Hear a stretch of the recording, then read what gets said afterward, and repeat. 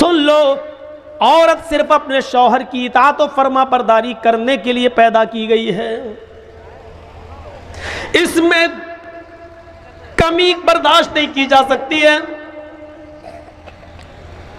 इसीलिए अल्लाह के नबी सल्लल्लाहु अलैहि वसल्लम ने फरमा दिया है, और थोड़ी देर के लिए मुझे माफ़ करना कि मौलाना जर्जीस साहब इस तरीके की बातें क्यों कर रहे हैं। अल्लाह के रसूल ने इसीलिए इशारा किया है, आए ख्वातीन, आए लेडीज़, आए औरतों, तुम्हारा शौहर थका हुआ, मांदा हुआ, परेशान हाल, बिजनेस करके मजदूरी करके जब थका हुआ घर में आता है तो औरत की जिम्मेदारी होती है कि वो अपने थके हुए शौहर का खुलकर इस्तेमाल करे। जैसी दरवाजे पर दरवाज़ा खोलने जाए तो मुस्कुराते हुए उसका दीदार करे। यहाँ होता उल्टा है, औरत बेचारा, आदमी दिन भर बेचारा काम करके आया और जैसी घर में घुसा बीवी ने अपनी दास्तान सुनाना शुरू कर दी। प्लग खराब हो गया बिजली का, पंखा नहीं चल रहा है, मोटर फूक गया। अरे अल्लाह की बंदी, ये बात थोड़ी देर में भी कह सकती थी। तेरा शौहर घर में आया है, वो तेरा शौहर है, बिजली मैकेनिक नहीं है जो बिजली संभालेगा। आते ही अब आए, कब से बिजली खराब है, उसका मूड खराब हो गया। कम वक्त में तो दिन भर का थका हुआ आया हूं। बहुत सी औरतें शिकायत करती हैं, मेरा शौहर 12 बजे रात में घर में आता है, पता नहीं कहाँ बैठा रहता है, 1 बजे घर में आता है। मेरी बहनों, एक बात तुम्हें बताता हूँ, सुनो। अगर तुम घर में अच्छे कपड़े पहनकर नहीं रहती हो, बन संवर कर नहीं रहती हो, साफ लहजे में कह दूं कि परफ्यूम और खुशबू लगाकर मेकअप करके घर में तुम नहीं रहती हो, तो फिर तुम्हें ये शिकायत करने का कोई हक नहीं है कि मेरा शौहर 12 बजे घर में आता है, 1 बजे घर में आता है। वो पूरी रात भी घर नहीं आएगा, क्योंकि जब तुम उसके लिए बन सवर कर तैयार ही नहीं हो तो वो इतनी जल्दी आकर क्या करेगा तुम्हारे पास? बदबू सूंघेगा तुम्हारे पसीने की। उस औरत को शिकायत करने का कोई हक नहीं है। 12 बजे आता है, 2 बजे आता है, हम तो कह रहे पूरी रात न जाए, भंगर मन के रहेगी, कौन जाए तेरे पास? हाँ, तुम्हारी शिकायत उस वक्त जायज है जब तुम बन सवर कर अपने शौहर का इंतजार करो। औरत लिपस्टिक भी लगा सकती है। आती थी पहले लिपस्टिक, उसमें खिंजीर की चर्बी। अब सारी कंपनियों ने कह दिया है कि हम ये लिख के देने के लिए तैयार हैं कि हमारी लिपस्टिक में चर्बी, खिंजीर की चर्बी, सूअर की चर्बी की आमेजिश नहीं है। कंपनियों ने इस बात का प्रमाण पेश किया है और गवाही दी है। अगर ये कन्फर्म हो कि सूअर की चर्बी है तब तो नहीं लगा सकती है, लेकिन नहीं है तो लगा सकती है। और शौहर के लिए बाहर नहीं, बाहर जा रही लिपस्टिक लगा के पता नहीं, ऐसा लगता है जैसे किसका खून पी के आ रही हो। अपने घर में रहो, आदमी ज़्यादा से ज़्यादा यही समझेगा ना घर की अपने आदमी का खून पिया, वो तो पियो, वो तो रोज़ पी रही हो, तो कोई फर्क नहीं पड़ता। अपने अगर आपका शौहर लिपस्टिक को पसंद करता है तो आप घर में लिपस्टिक लगा सकती हैं, क्रीम पाउडर लगा सकती हैं, रंग जाहिर हो ऐसा मेकअप आप इस्तेमाल कर सकती हैं। मर्द की जीनत, मर्द की खुशबू वो है जिसका रंग जाहिर ना हो, खुशबू उठे, खुशबू उठे, ये मर्द की जीनत है। क्या है? रंग जाहिर ना हो। मसलन मर्द लिपस्टिक नहीं लगा सकता, लेकिन खुशबू खूब लगाए, जितनी लगा सकता, जन्नतुल फिरदौस लगाए, ऊद लगाए, कस्तूरी लगाए, ये लगाए, खुशबू उड़ रही हो, मर्द लगा सकता है, लगा के कहीं भी जा सकता है। लेकिन औरत खुशबू लगा के घर से बाहर नहीं निकल सकती है। लेकिन औरत की जीनत उस मेकअप में है जिसका रंग जाहिर हो और खुशबू दबी हुई हो, खुशबू दबी हुई हो और रंग जाहिर होगा। लिपस्टिक लगाएगी तो रंग जाहिर होगा, क्रीम पाउडर लगाएगी तो रंग जाहिर होगा। ये औरत का मेकअप है। लेकिन औरतों, मेरी माँ बहनों, ये सारे हथियार सिर्फ अपने शौहर पर इस्तेमाल कर सकती हो, किसी दूसरे गरीब इंसान पर नहीं। वो तो मर जाएगा बेचारा, शौहर को मारो।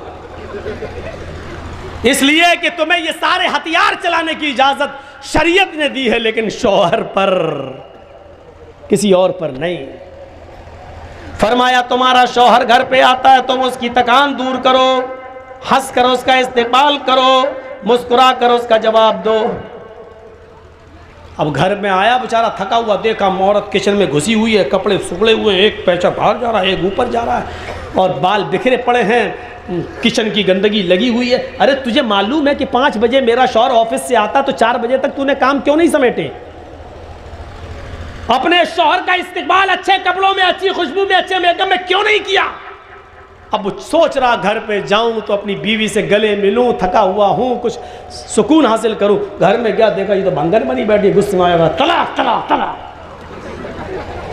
इससे तो अच्छा मेरी ऑफिस वाली थी, कम से कम बंठन के बैठी थी। फिर वो देर से आएगा तुम्हारे घर, क्यों आएगा? 10-9 बजे क्यों बैठेगा तुम्हारे पास?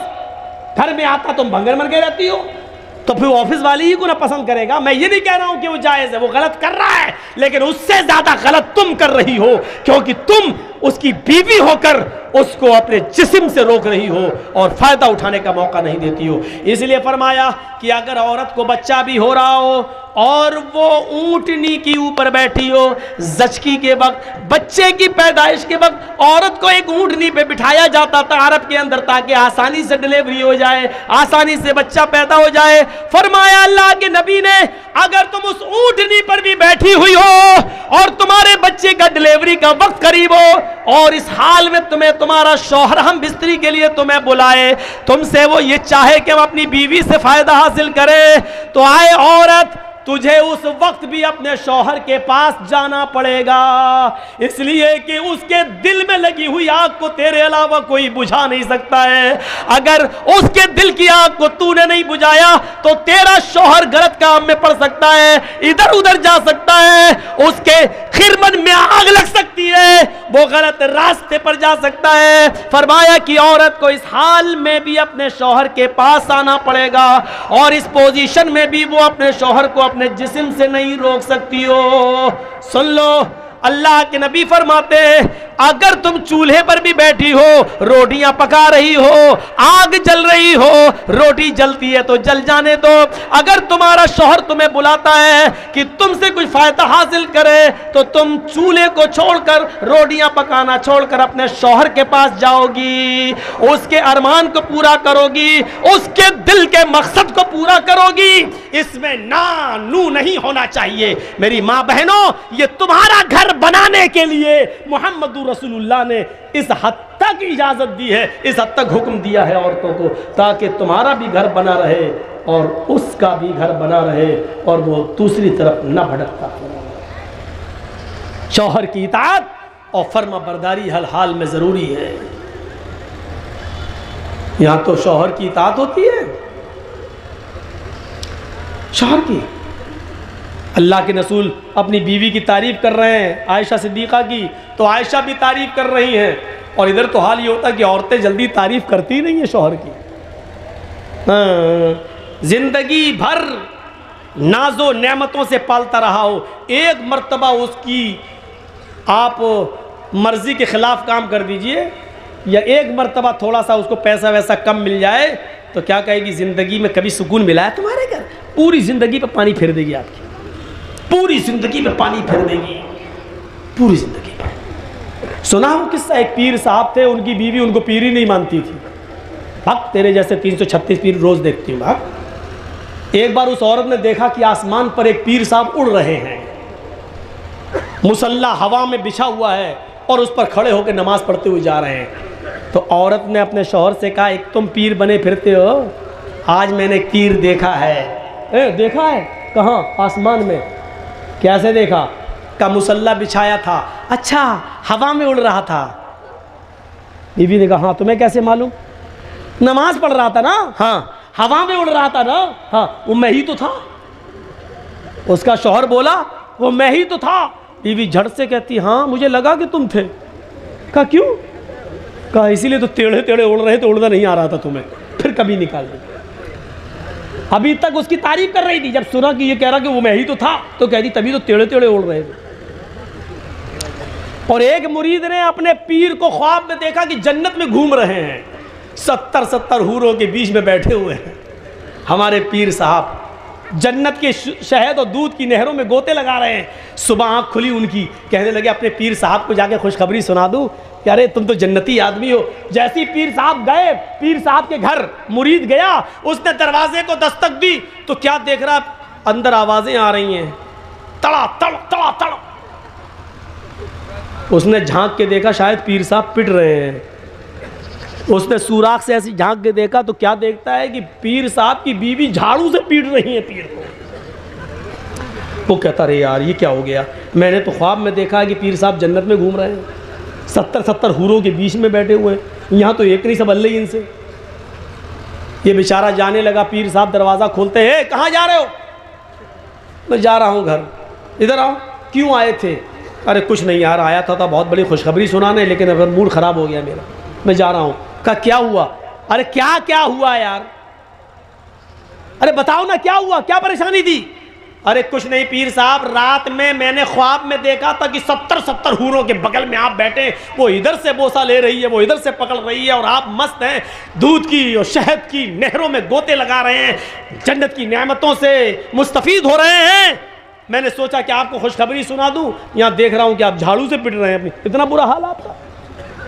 तो पीर साहब हार मानने वाले कब हैं? पीर साहब ने कहा मेरे मुरीद, तुमने ख्वाब तो बिल्कुल सही देखा, ख्वाब में मैं ही था। खाक तुम थे, यहाँ झाड़ू से पिट रहे हो मैं था। अरे सुनो तो पहले, तुमने ख्वाब में जो मुझे देखा जन्नत में, वो बिल्कुल सही देखा, वो अल्लाह ने मुझे ही को जन्नत दी है, लेकिन वो जन्नत मिली कैसे वो तुम्हें मालूम है? कहा मैं क्या जानूं? कहा अपनी बीवी के हाथ से रोज झाड़ू से पिटता हूं और उसी पर सब्र करता हूं, इस सब्र